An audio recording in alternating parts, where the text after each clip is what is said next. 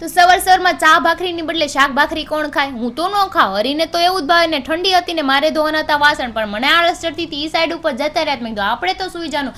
Light બંધ કરીને હું તો રૂમમાં આવીને બ્લેન્કેટ ઓઢીને સુઈ ગઈ. જાગીને કર્યો નાસ્તો કરીને કાન સાફ કરી લીધા, કેમ કે થોડુંક હમણાં ઓછું થઈ ગયું હતું. અને ખાઈ ગઈ ગટ્ટુની ચીકી, કેમ કે એ તો ખાતી નથી.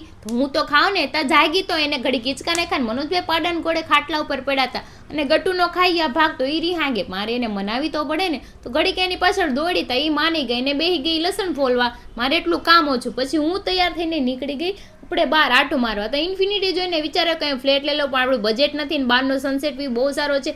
અને અચાનક હું પહોંચી ગઈ મહાદેવના મંદિરે. આ કયું મહાદેવનું મંદિર છે કમેન્ટમાં કહેજો ને. હર હર મહાદેવ લખવાનું ભૂલતા નહીં. અને તાપી કિનારાનો વ્યૂ જોયો, વ્યૂ પણ બહુ મસ્ત છે. અને લઈ લીધા મેં ગોગલ્સ. કયા ગોગલ્સ સારા છે કે જો ઉત્તરાયણ આવે ને એટલે લેવા પડે ને. અને ગટ્ટુ માટે લઈ લીધું સાબુ ને શેમ્પુ, કેમ કે એનું પૂરું થઈ ગયું હતું. અને રાતે પછી બધાના મોઢા જો વાંદરા જેવા કરતા હતા. ફૂલ લોક જો હોય તો મારી ચેનલને સબસ્ક્રાઇબ કરી લ્યો.